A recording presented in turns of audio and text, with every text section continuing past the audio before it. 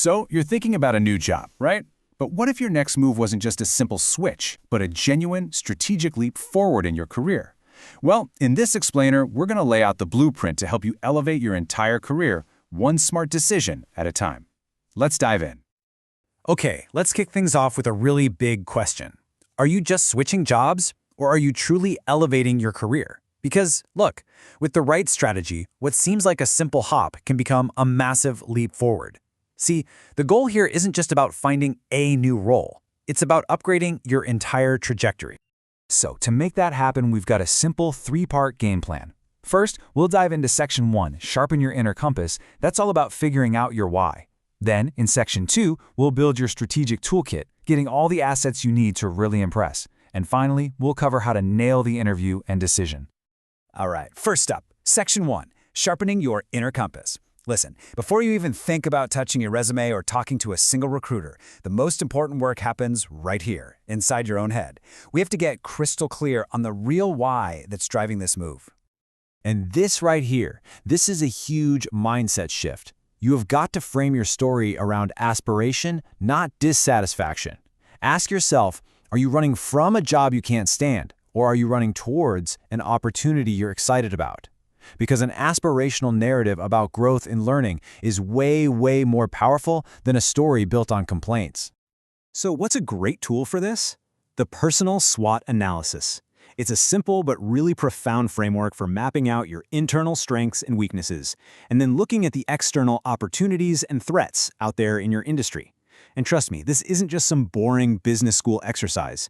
It is your secret weapon for the interview. Okay, and this is where the rubber meets the road. When you take the time to fill this out honestly, you're basically creating a cheat sheet for those tough interview questions. They ask about a weakness? You've already thought it through.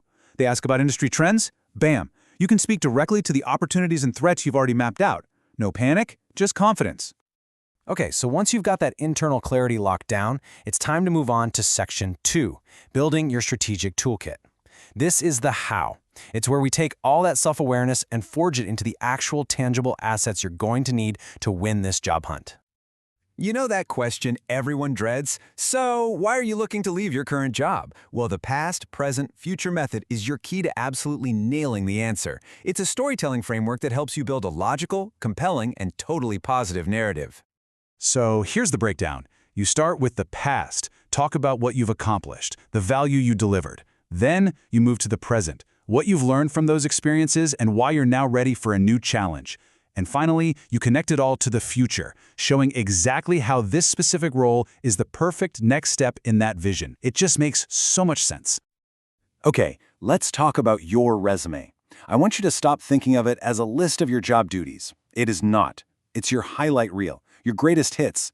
The entire goal is to shift from just listing passive responsibilities to showcasing active, measurable impact. What did you actually change or improve? I mean, just look at the difference here. It's night and day, right? Handled operations. What does that even mean? But improved process efficiency by 20%. That is concrete. That is valuable. Numbers just speak so much louder than words on a resume. They make your impact totally undeniable. Here's a pro tip. Stop making the application all about you. It's about them. Your real mission here is to be a detective. You need to dissect that job description, find their biggest headaches, their biggest problems, and then you frame your skills as the specific solution to those problems. You become the answer they're looking for. And networking. Look, it doesn't have to be this awkward thing where you're begging for a job. Think of it as strategic intelligence gathering. Informational interviews can give you amazing insider knowledge you'd never find online. And let's be real, a referral from someone who already works there, that's often a golden ticket that gets your resume past the computer filters and into the hands of a real human. Now this phrase right here, this might be one of the most powerful things you can say in an interview. It shows an incredible amount of initiative. When you fill potential skill gaps with a course or a side project before you even apply, you're showing them you're not just interested, you're already invested, you're proactive. All right, we're heading into the home stretch. Section 3, Nail the Interview and Decision.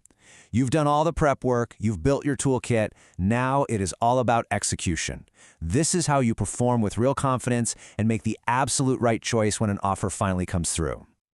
So here's something you've got to remember. They're not just looking at your skills on paper. They are absolutely assessing your emotional maturity. How do you handle pressure? Can you stay cool and collected when they throw you a curveball question? Practicing with mock interviews is the absolute best way to build that muscle of calm confidence so you're ready when it really counts. You know, at the end of the interview when they always ask, "So do you have any questions for us?" Your answer needs to be a confident absolutely. Asking smart, strategic questions like these completely flips the script. It shows you're not just a candidate hoping for a paycheck, you're a potential strategic partner who's evaluating if they are the right fit for you.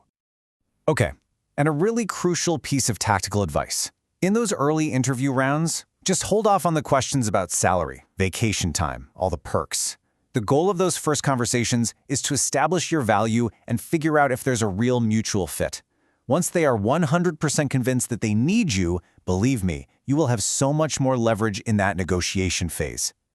And finally, when that offer does come in, take a deep breath. Resist that first wave of excitement. Instead, I want you to step back and treat this like a business decision.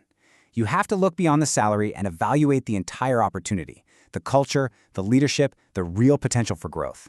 Does this truly align with your long-term vision? And that really brings us full circle, back to the core idea I want you to walk away with. This whole process, from that first moment of self-reflection all the way to the negotiation, is about making sure your next role isn't just another job. So ask yourself, is this really the right next step in the grand vision for my career? Thank you for watching.